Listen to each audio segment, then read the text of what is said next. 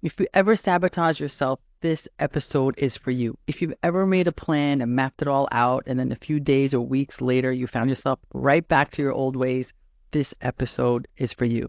Because today we're going to talk about why this happens. Why do we all, every one of us, myself included, sabotage ourselves? Today's episode is a must-see. It is one of my favorite humans and one of the people who have made an impact on my life, my mental health coach, Anja Werner. She is an empowerment coach who helps women heal their subconscious and reconnect with their inner authority. And I've been working with her for years, and it has made me a better person and a better healer. So let's dive in. So I am so excited that you're here, Anja, and the intro will never do you justice. No one knows just how much you help me in my life. I try to see and talk to Anja once a week when it works with my schedule, and she helps me through so many things. And it's interesting because, right, I am the kind of the physical health guru. Like, people come to me with aches and pains and joint pain and autoimmune issues, and they want to get off medication. And that is what I talk about. But there is a big part of all of this that has to do with mental health. And I don't provide that service, and you do. So let's kind of jump in and talk about, this is so broad, but like, what does mental health have to do with physical health? Oh, what a great question to start with. Yeah, it's a huge question too, because as you know, the way that I treat the mind and the body are really as one organism. And there's this tendency in the medical industry to treat the two as two separate entities. And I think we all are starting to realize now that that's actually not the best way of looking at things. There's a real holistic way of looking at the mind and body because they are intricately connected. They moderate each other, they influence each other, and they really work together. And I think the best way to treat both physical disease and mental illness is to look at both the mind and the body, and to go, like, take it a step further, even to look at your past and your life circumstances and experiences and your environment, because all of those things, they're all intricately involved in the person that you are and the effects that you're seeing manifest in your body and your mind. Yes, yes to all of it. You know, it is so, you talked about being holistic, and a lot of times people will come to me and they'll say, well, I went to my nephrologist and I went to my cardiologist, and all the body parts are split up.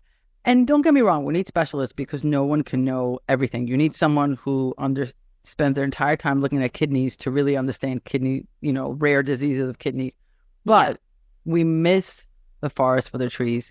We've so over specialized that we forget things connected. And then mental health, also dentistry. For some reason, your teeth don't count and your eyes don't count either. And also, if you need hearing aids, those don't count either, according to insurance. And mental health definitely doesn't count. You're lucky if you get any of those. It just occurred to me that there's a few body parts that we just don't cover, so, including mental health. And mental health, people struggle. They struggle finding clinicians. They struggle finding coverage. But it's just really funny that we separated all of this. Not funny, sad, but they are connected. So I speak about the gut-brain connection in the sense of, like, physically, if we change your belly and change your microbiome, it could physically change the neurotransmitters in your head. But I imagine that you would have something to tell us about, if you change certain things in your brain, how could that affect us physically? Yeah, and especially the gut, because 90% of serotonin is created in the gut. 70% of our dopamine is created by the small intestine. So it's one of those organs that seems so far away from the brain, but actually via the vagus nerve, they are so connected. And the gut moderates anxiety. It moderates, but it can also create anxiety. So there's this, like, give and take element to the gut. If the gut is unhealthy, it can affect us in many different ways mentally.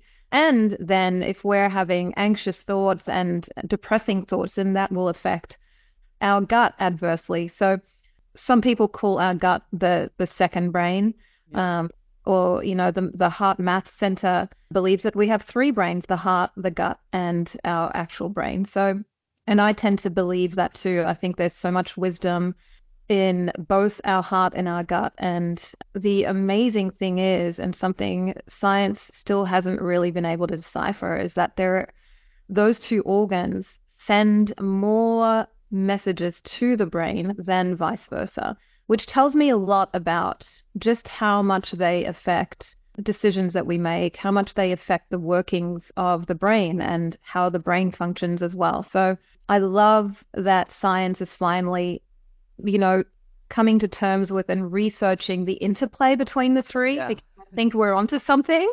It's funny when it catches up to what's intuitively correct. Yeah, exactly. And we all know that there is wisdom in our gut. We've all had intuition, scream at us and speak to us at certain point in our lives. And what I wish people would realize is that there is so much more there for them to dive into and to look into and to really learn to, stop allowing the brain to speak louder than the body's wisdom. And I mean, we could go into a huge long conversation about that, but there, great meditators and spiritual teachers will tell you that there is so much loudness in silence, and the loudness comes from your body when you finally quiet that conscious mind and the endless chatter of the monkey mind. That's when you discover that there is a felt sense within you that speaks to you if you actually learn how to get quiet enough and how to get willing enough to sit in silence, which so many of us do not want to do these days, to actually hear those messages, right? I'm one of those people. I'm one of those people who really can't sit in silence. Anya's looking at me and I'm feeling the judgment. No, I'm kidding. I know you're not judging me. But I am one of those people who struggle to sit in silence. So You're right about that. So of course we should spend time on that. But something I really want to touch on, because I bring it up a lot with my clients, essential nervous system activation. And a lot of my clients who have chronic illness, we're working on it, we're changing the nutrition, we're working on sleep, we're doing the mold protocol. But for people who struggle with chronic illness, they're stuck in illness. And we get so far, and then sometimes if they don't also work on central nervous system activation, then they can't get past this. And it's fascinating to see this. It's fascinating. We just had actually a great call yesterday with our GameChangers, and it's the sense of you're stuck. You feel like you're stuck. Hey, I'm doing everything. Why aren't I getting better? Yeah. And one of the ways I try to explain what it means to have central nervous activation is that I liken it to a dog that's been abused. Mm-hmm. And now you've taken this abused dog and you're putting it in a loving home. But every time the door slams or everything that happens, right, that dog is still shaking in the corner. And you can't rationalize with it. It doesn't speak. So you can't say, hey, you're safe. You're okay. You have to, over time, slowly train them to believe that you're safe. And people who are in chronic illness are like that as well. And I was wondering if you could talk a little bit about central nervous activation. How would somebody know that they're kind of stuck and they need work there? And then how would they go about doing it? Yeah. Oh, gosh, what a huge topic. Sorry, too big? No, not too.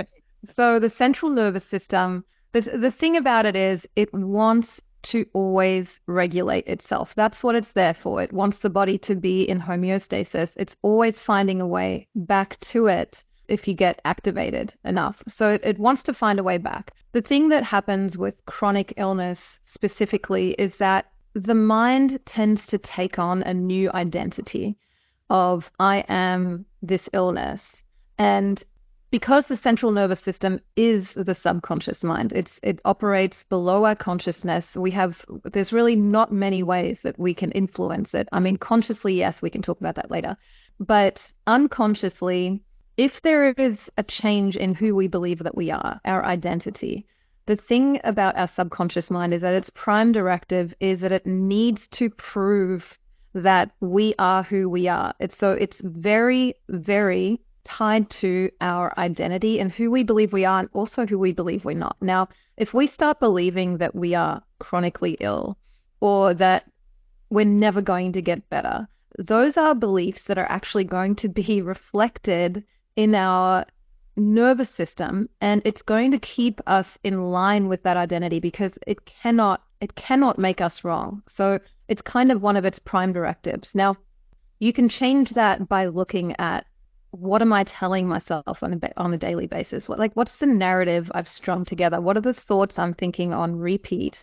And how can I start to believe or think in a more positive way? Now, for some people who are chronically ill, that might be a far stretch, right? Yeah. Because you feel physically ill, and that's so difficult to deal with. And of course, you're going to be thinking, negative thoughts and all of those things. But our belief system leaves a really big imprint on the nervous system. And it's, it's kind of that illustration where if I have a pillow and I put my hand in it and I take it away, that handprint goes away. But when it comes to things like trauma or our sense of self, that is an imprint that stays. That's there, and our nervous system adapts to that. And so, in a way, if we can manage to redefine those core elements of ourselves and try to align ourselves with a different sense of self, like I am not my disease, like who am I actually? I am a person that is capable of getting well. I am a person that can achieve, X, Y, and Z. That is going to really help that nervous system to realign to a better blueprint.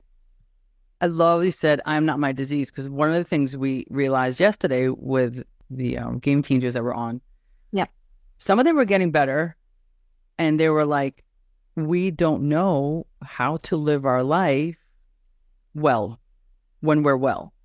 It was a very, very vulnerable conversation where they were like, one of them said, I've been so dependent for so long, and now I could be independent, and it's uncomfortable for me. It's uncomfortable. I don't really know what to do. And one said, I used to be able to say, well, I can't come to this event because I don't feel well. Now I have to create my own boundaries. And now I have to say, I don't want to come to this event. Right. And it's very interesting where you said, I am not my disease. They were really conscious about it. But I think a lot of people, as they're going, they don't recognize how much they identify with their disease. This is not to suggest that it's in their head, or of course they're unwell. We have to so much we need to work that we need to do.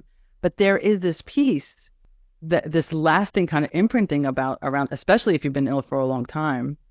And how do you kind of reinvent yourself, right, as you're getting better? And how do you start believing? So part one is, how do you believe you can get better? Because one of my game changers, I was like, this is, she had a lot of alerts and beeps and monitors. And I'm like, all that's doing is feeding that you aren't sleeping and you're waking up and you're getting depressed because you're seeing all these, there's a lot of feeding into I am ill, a lot of constant. It, on the one hand, it helps because it feels validating, I'm not crazy. Yeah. On the other hand, it's also consistently confirming that you're ill, you're not well, you're ill, you're not well. So part of that is believing that you can get out of it. But then the second part is this new identity that you have to form. I found it so fascinating yesterday when they were sharing that. Yeah, especially if, as you said, one of your game changers had this disease for a long time, and then you get better and you have forgotten how to be you. And part of the reason that happens is because, as we said, you've just identified with your disease for so long. And of course that happens very easily because you've got all the evidence around you every single day. And you're like, you need help and you need support. And I mean, it consumes you. It consumes you, yeah. It consumes you, yeah. And it's not just the physical part of the disease, but it's also your thinking around it, and then your relationship to that disease. And I think that's the main thing here we can talk about is, what's your relationship to this disease? Is this disease who you are, or is this disease something that you have? Can you separate the two? And just, it's kind of exactly the same thing that I talk about when I tell my clients to observe your thoughts. Don't become your thoughts. Don't believe everything you think, but step back and just observe. And the second that you do that, the second that you step back and you observe either your thoughts or your physical sensations, you step into a whole nother level of consciousness, because suddenly you're not the person with the disease, you're the person observing the disease. So there's that element of separation that happens when you can observe the sensations that are happening in your body. You can also observe the feelings that are happening because of it, and you can just notice without allowing the irritation to happen, because there is pain and then there is suffering. Pain is inevitable. Pain is what is created by the disease. Suffering is what we create ourselves when we think all the negative thoughts about the disease, when we get irritated and frustrated and we tell ourselves this will never get better. That's suffering, and that is the element that we have within our control. So true. I'm going to share something that you helped me work through. I don't even know if you remember. Maybe you do. And then we're going to switch to the subconscious mind, which is I have tinnitus, and it's loud. And when I started realizing how bad it is, because for a long time I didn't hear it because I don't really go into nature a lot. I hear it a lot in nature, and I don't go into nature a lot, as Anja knows well. But I started hearing it in my home, and I panicked because it wasn't getting better. And what does this mean? And am I losing my hearing? And I really just started catastrophizing, which just made the tinnitus louder. So the tinnitus is real. Tinnitus, however you want to pronounce it. It's real, right? So whoever's listening to it, like, your issues are real, your joint pain's real, your brain fog is real. But then that additional narrative that you add to it is the suffering. That's not necessary. That is the part you have control over. And then I read a book around my tinnitus, this gentleman that meditates a lot, and he found the tinnitus so disturbing to his meditations. So then what he did was he started using the sound of the ringing of his ears to meditate to. And he started using it to soothe him. And I was like, this is like the greatest rebrand marketing of all time. Like, you have this thing, there's nothing I could do about it. Yeah. I'm trying. I mean, there are certain things I could do with my nutrition that makes it better, makes it worse, but I've discovered that there's a certain level that I cannot completely get rid of. So when I used to wake up at night and feel it, I would panic, and now I use it as I soothe myself with it. Now, again, you can't do that with everything. You can't do it if you're in pain. You can't do it. But the point is to illustrate exactly what you said, is that there is this reality that is in your physical body that hurts or is frustrating.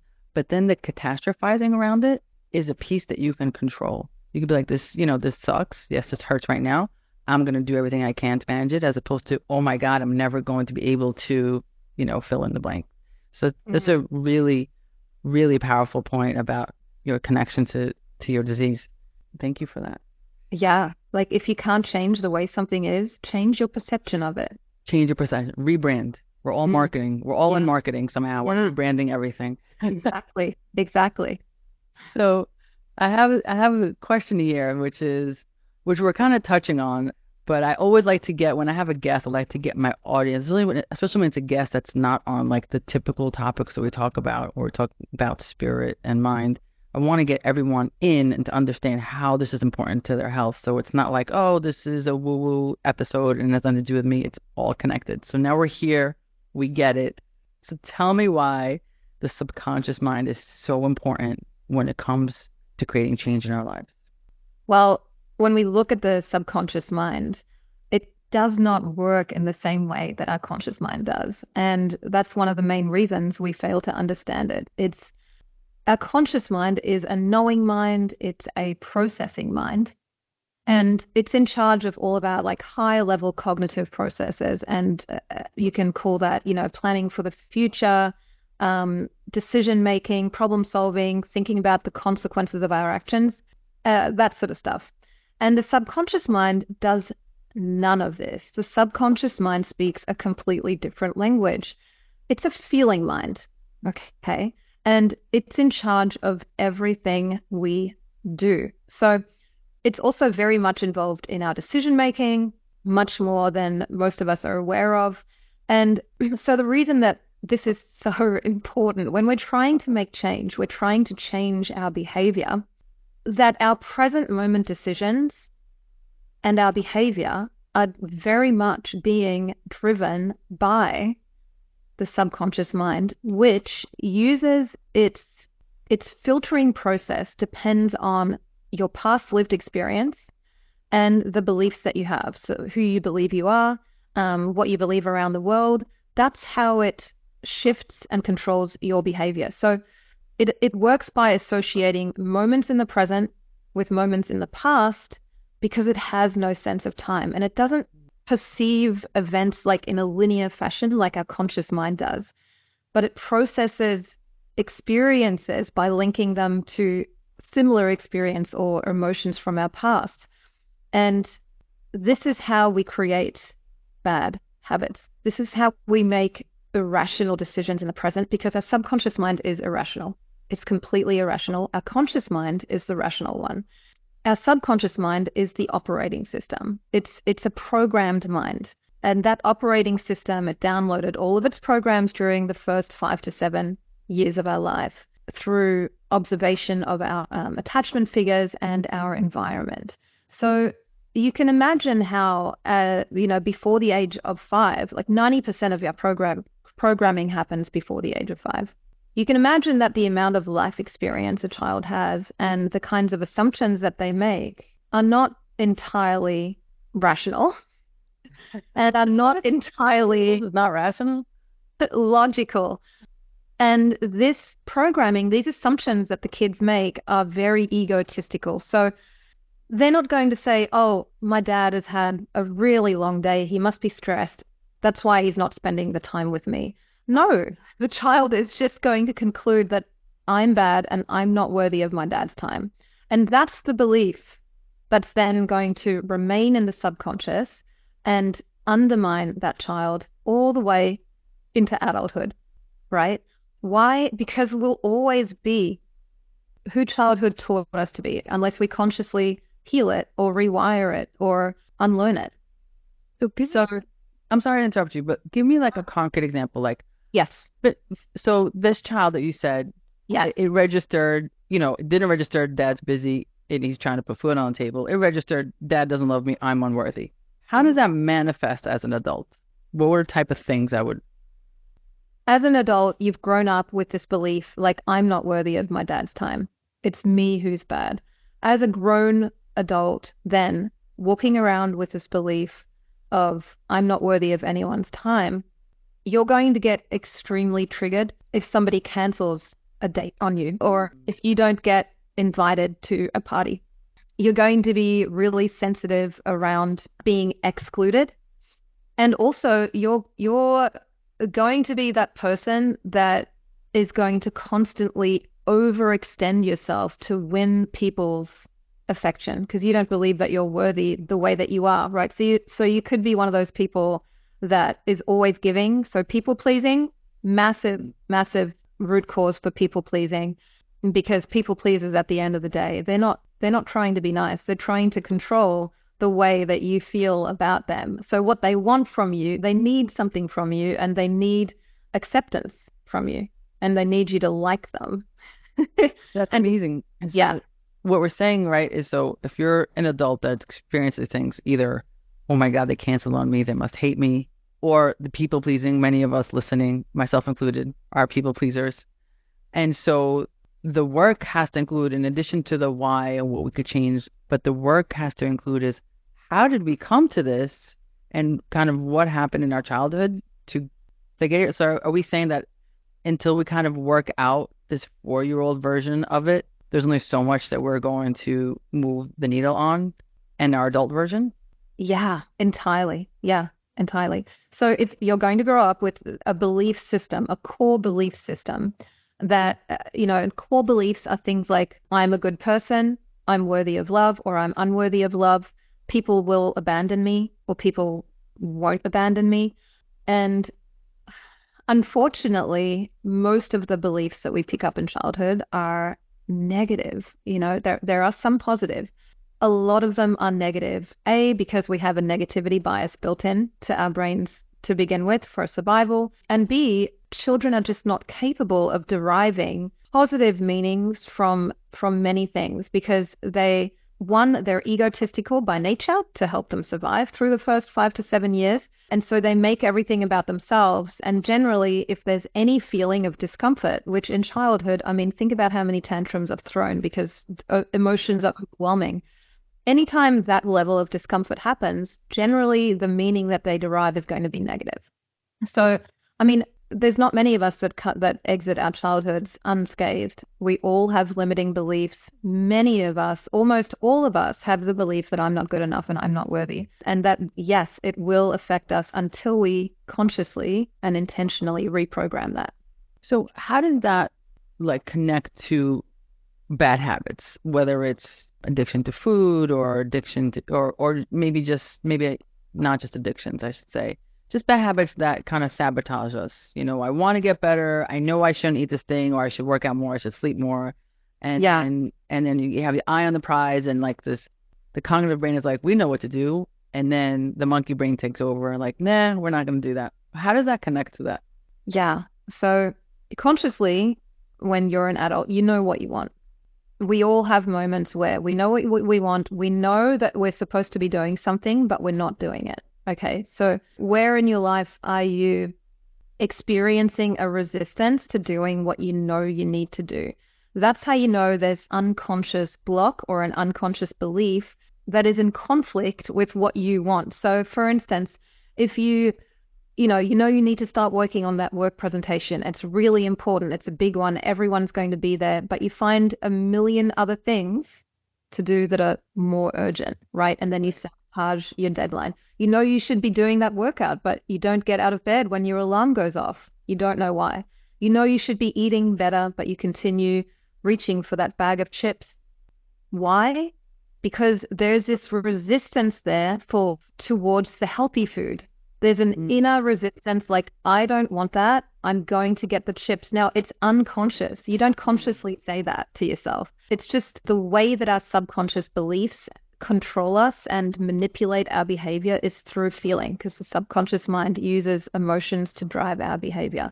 That feeling of resistance is that feeling that most of us don't know how to decipher. Like, where does that come from? And so if we want to get to the bottom of that, we just need to be willing to do some like self-inquiry and ask ourselves, like, why the resistance? Like, what am I believing? What am I afraid of in this? If I did do this, if I did eat healthy, if I did do the work presentation, what do I think is going to happen? What you'll usually find is that there is a very irrational belief behind the reasoning. Like for procrastination, generally the reason you avoid doing a task is because there's something within that task that if you did it, it's creating a threat to either your safety or your comfort level. Like succeeding? Are you saying like, yeah, I do really well on this, I might actually get promoted? Yeah, you could be afraid of success, but also you could believe that you're a terrible speaker and that everybody's gonna, or if you feel you're unworthy, you're not good enough, you're going to have this movie playing in your head of like you screwing up the presentation and everyone laughing at you. And that feeling of shame, humiliation is shattering to the mind. It does not want to experience that. So that is a massive threat. Sorry, because I find this fascinating. What about the client?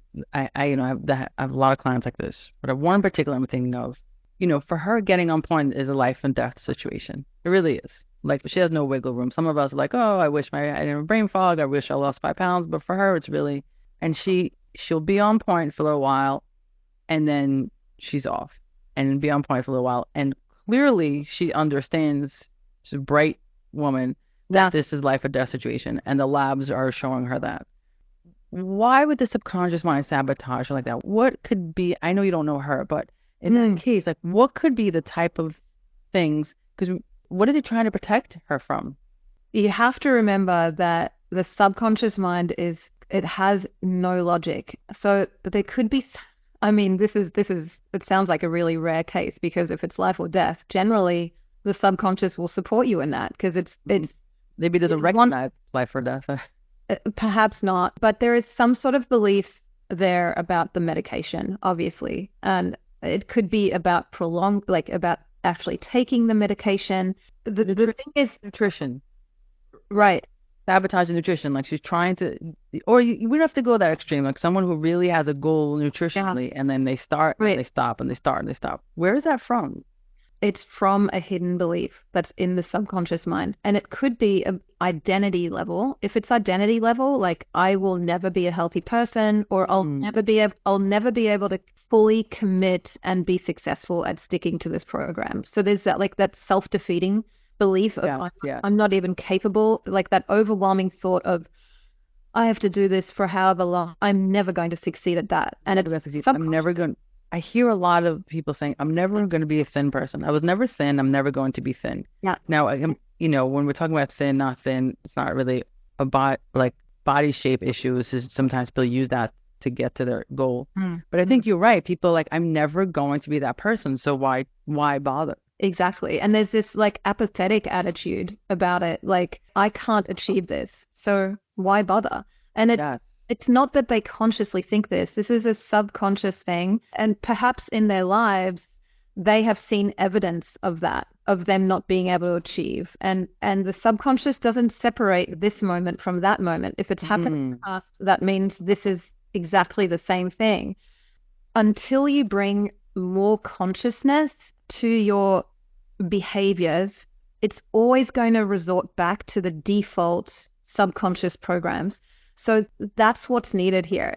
It's consciousness. It's being more aware more often, because the second you let yourself get into autopilot mode, where your subconscious is taken over, it's just those old programs, the survival programs, replaying what you've learned in your past, right?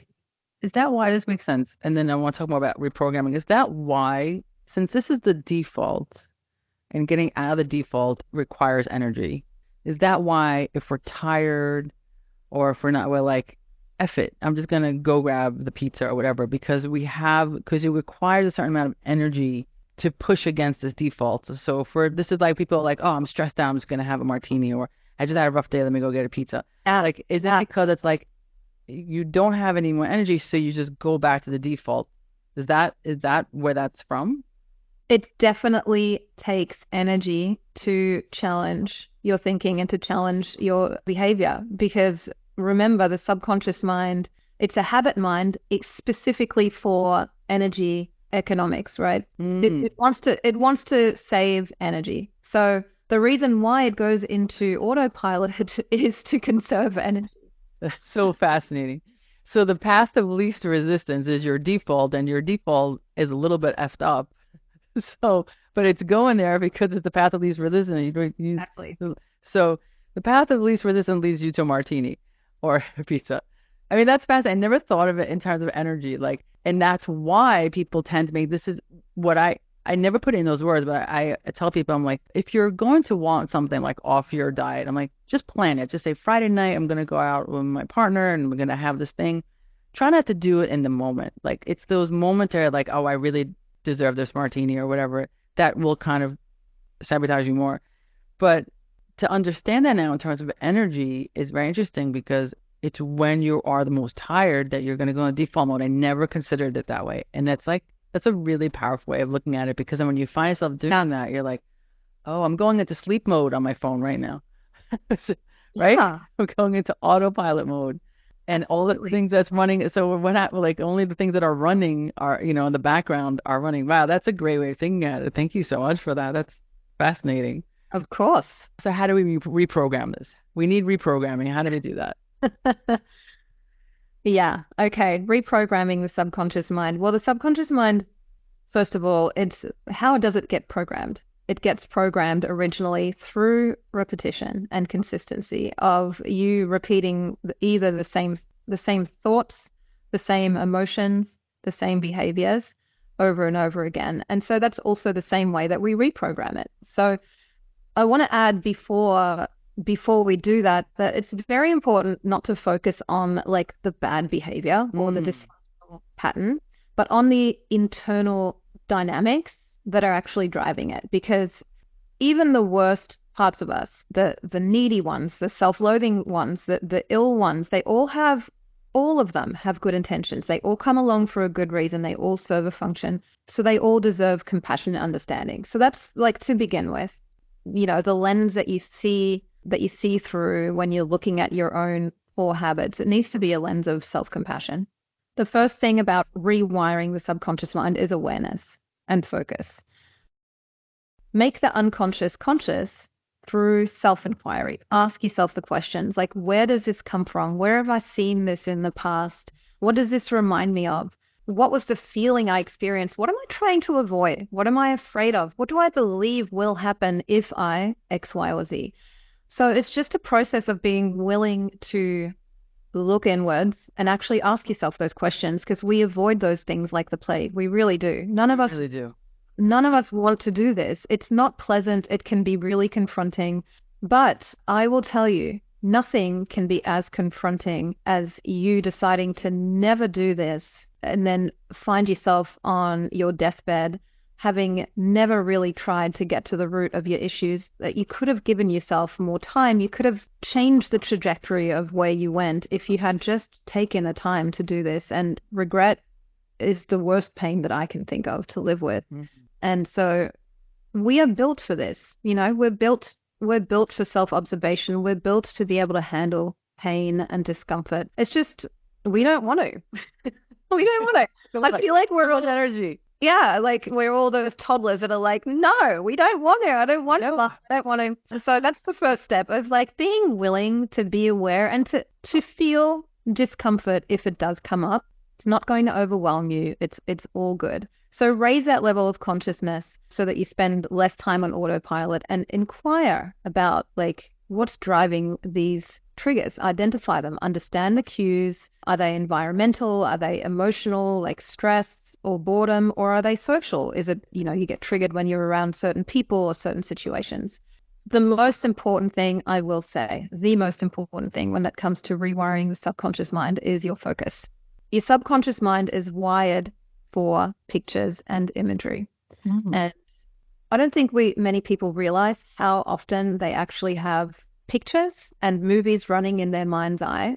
For instance, if they're, you know, when you're catastrophizing, right, most of the time, or even when you're imagining worst case scenarios, that's usually happening visually in your mind, but it's happening so fast that you don't register. It's just like all these things are just playing in your head. Our imagination, for that reason, is extremely powerful. Like think about imagining something that's horrific, or even, you know, holding a horrific image in your mind. It can create real physiological effects, like instantly. And the same is true for the daily thoughts that we have, imagining the worst case scenario. All of that goes into our imagination, especially anxiety is all about imagination. It really is. Imagining the worst. Yeah, and think about how gripping anxiety is.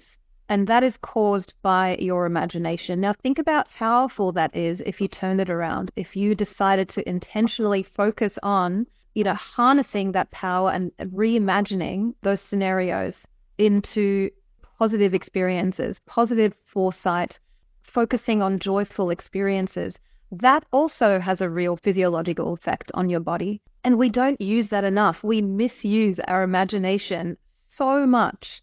And I have to say that it's one of those things that is right there in front of us that nobody tends to think about. Like, what pictures am I seeing in my mind? Even if you think about your words, right? Your spoken language didn't arrive until very late in our evolution. Before we could speak, we had pictures in our minds, okay? So even though language now, it's used for hypnosis and all of those things, but the first thing you learn when you learn about hypnosis is that your words have to create pictures, because otherwise it's not going to influence the subconscious mind. Imagining doomsday scenarios, failures, it's going to program your subconscious mind to attract and enact even more of that, right? So instead, what we want to do is imagine your ideal future regularly, or your healthy self, yes, right? Who is my healthy self? What is she doing in her daily life? What does she look like? What kind of foods is she eating? Or he? You want to harness that power to reimagine all of those negative things that you're focusing on every day, and use it to really give you a sense of joy and faith that this is the way I can be in the future, and that gives you hope.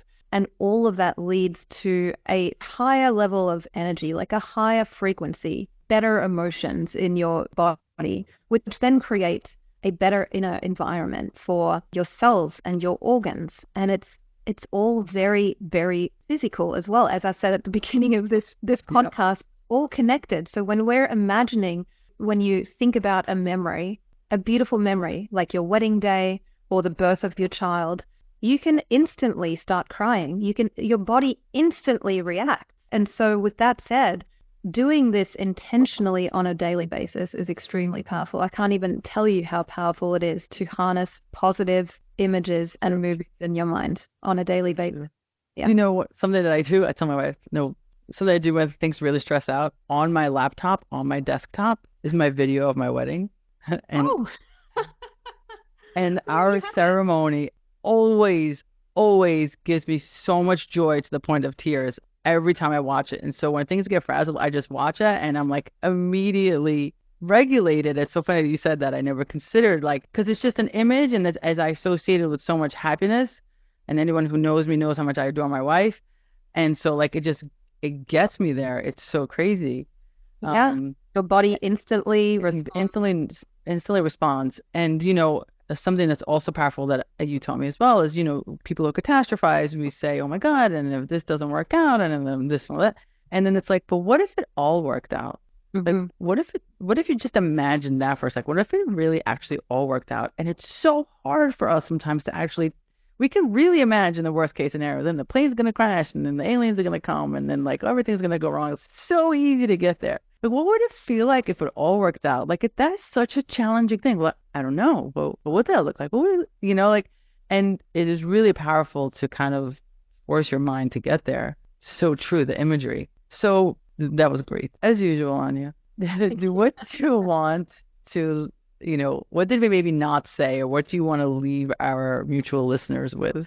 Well, I think, you know, if there's somebody listening that's never really learned about the subconscious mind, I remember when I learned all of this, I was terrified and really, So scary. really quite overwhelmed because it just seems like it's this great big monstrosity and it has so much power over our lives. And that is true.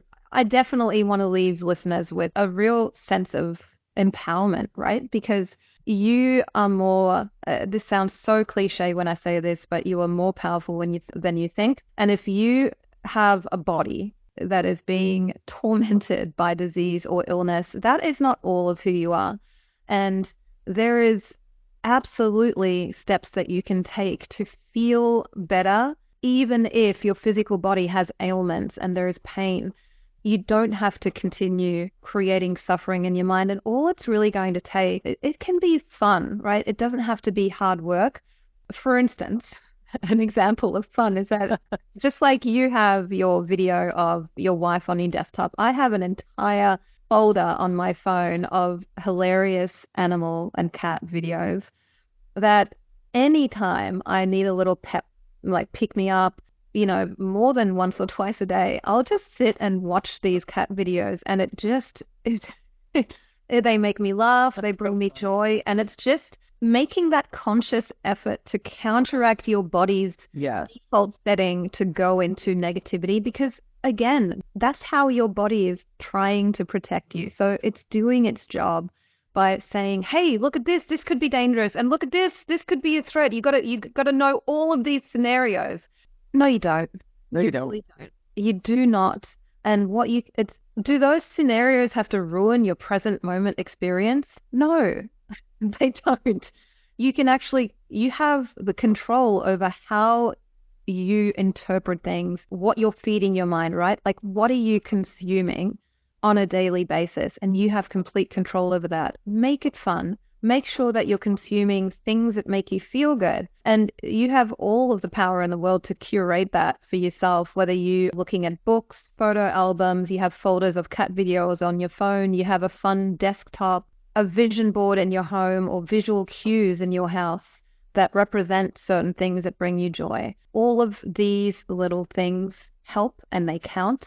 It gets to be fun. You don't have to make it like, I'll never get there, this is too hard. Because think about how easy it was for you to program your mind in the first place as a child. Absolutely. You didn't even, it's just built to absorb all of this stuff. And so I know it's going to feel like a conscious effort at first, but it can be fun. It can be easy if you let it.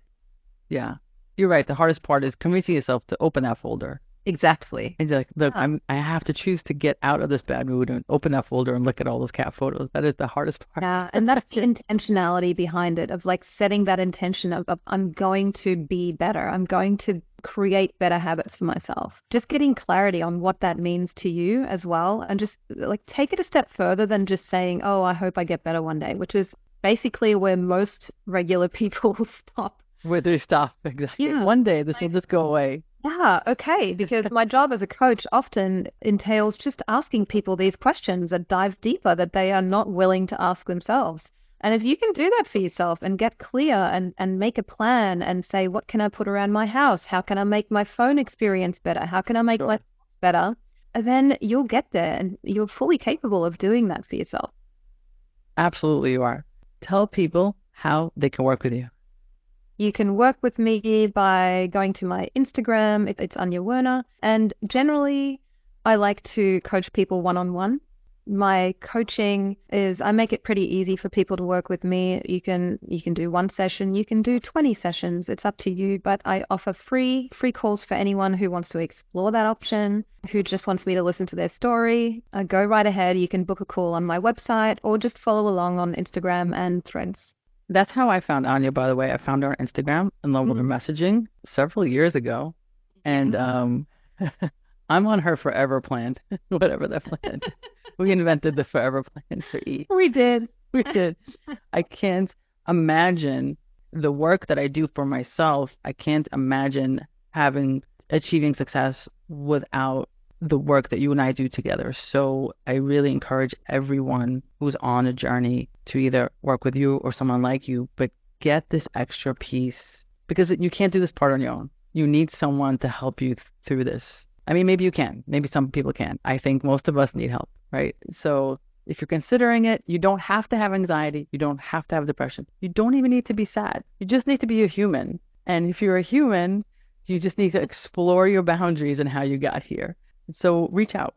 I am so happy that you were here today. Thank you so much. It means the world to me. I'll put all your links on wherever on the descriptions. Thank you for your time. Thank you for having me. Of course, so an honor.